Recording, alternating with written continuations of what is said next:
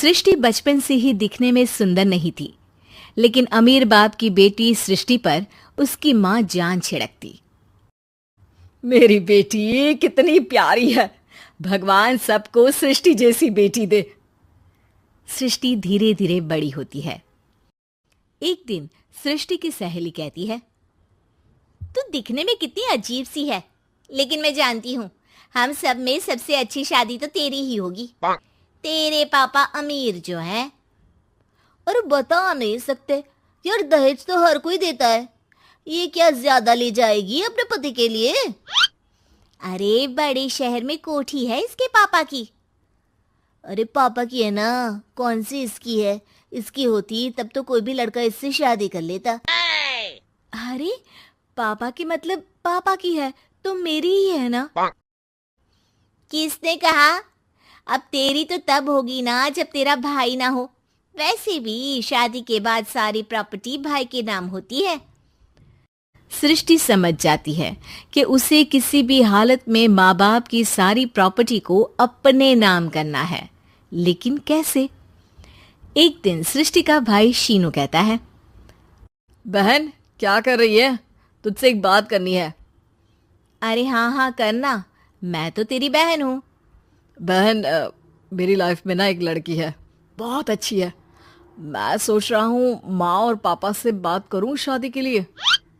सृष्टि को समझ में आ जाता है कि भाई की शादी होते ही भाभी उसे एक दिन भी घर में बर्दाश्त नहीं करेगी।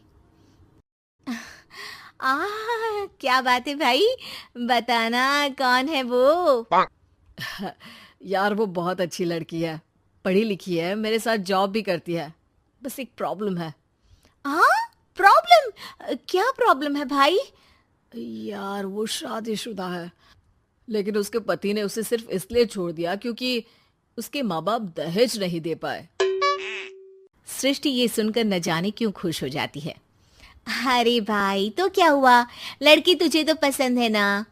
शीनू को लगता है कि बहन उसे समझ रही है। वो इस बात से अनजान होता है कि उसकी बहन की मंशा पूरा घर हड़पने की है। सृष्टि अपनी माँ से कहती है, मम्मी मुझे तो बहुत चिंता है। पता है शीनू क्या कर रहा है? अरे क्या कर रहा है? वो तो काम पर जाता है और वापस घर आता है। नहीं ना माँ, वो यही तो नहीं कर रहा, बाकी सब कर रहा है। आपको पता है उससे प्यार है, और वो भी एक शादीशुदा लड़की से।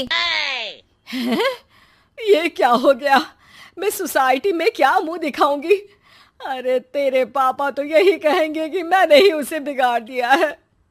माँ देखो, मेरी बात मानो, पापा पर भी विश्वास करने की जरूरत नहीं है। अब आप ही बताओ, पापा इतनी देर घर के बाहर रहते हैं क्यों? बोलो। अरे बेटा वो तो नौकरी करते हैं ना। तू बहुत भोली है माँ। पापा का ऑफिस तो 7 बजे खत्म हो जाता है, लेकिन देखो कितनी देर से आते हैं। अरे नहीं नहीं बेटा, ऐसी कोई बात नहीं है। सृष्टि माँ को एक औरत से बात करते पिता की फोटो दिखाती है। देखो माँ कैसे हैं पापा, मैं ना कहती थी कि पापा सही नहीं है। मैं तेरे पापा से बात करूंगी, दे फोटो मुझे। ओ माँ, वो तो डिलीट हो गई। लेकिन चल, तूने तो देख लिया ना। पापा से बाद में बात कर लेना, और हाँ मेरा नाम बिल्कुल मत लेना। हाँ माँ। अब क्या था, सृष्टि के माँ और पिता के बीच झगड़ा होना शुरू हो जाता है। सृष्टि के मन में क्या चल रहा था कोई नहीं जानता था। एक दिन, माँ सृष्टि के लिए एक लड़का देखा है, वो लोग शाम को उसे देखने आने वाले हैं। और हाँ माँ, एक खुशखबरी, मैं और पापा मिलकर एक नया बिजनेस ट्राई कर रहे हैं। शाम को लड़का आता है, सांवले रंग का। सृष्टि को तो बिल्कुल भी पसंद नहीं आता। लड़की की माँ कहती है, लड़की का चेहरा तो कोई खास नहीं, लेकिन अगर मेरे बेटे को आप लोग सेटल कर दें तो मैं उसकी शादी आपकी बेटी से करवा दूं। सृष्टि को लड़का बिल्कुल पसंद नहीं था। उसे भाई पर गुस्सा आ जाता है। लड़के वालों के जाने के बाद कहती है, माँ देखा शीनू मेरे लिए कैसा लड़का लेकर आया, न दिखाने लायक न सुनने लायक, सेटल भी नहीं, वो भी हम करे। अरे माँ, मैं जानती हूँ ये मेरी शादी किसी भी घर में क्यों करवाना चाहता है। अरे कैसी बात कर रही है बहन, तूने तो देखा ना, लड़के को मैंने ही मना कर दिया तुझसे शादी के लिए। जिसने लड़का बताया था उसने उसकी बहुत तारीफ की थी। बात आई गई हो जाती है, लेकिन सृष्टि का मन शांत नहीं होता। क्या करूं, कुछ समझ में नहीं आ रहा। मेरी शादी हो गई तो ये लोग पूरी प्रॉपर्टी शीनू के नाम कर देंगे, मेरे हाथ तो कुछ लगेगा ही नहीं। तभी सृष्टि को आइडिया आता है।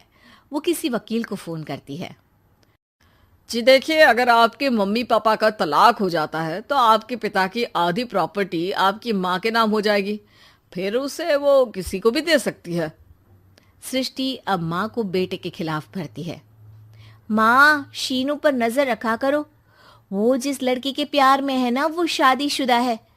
यहाँ आएगी, सारा पैसा, रुपया, जमीन, जायदाद सब हड़प लेगी। पापा का भी हाल तुमसे छुपा नहीं है। ऐसा ना हो कि मैं और आप एक दिन सड़क पर भीख मांगे। हे भगवान, मैं तो जीते जी मर जाऊंगी अगर ऐसा हो गया तो।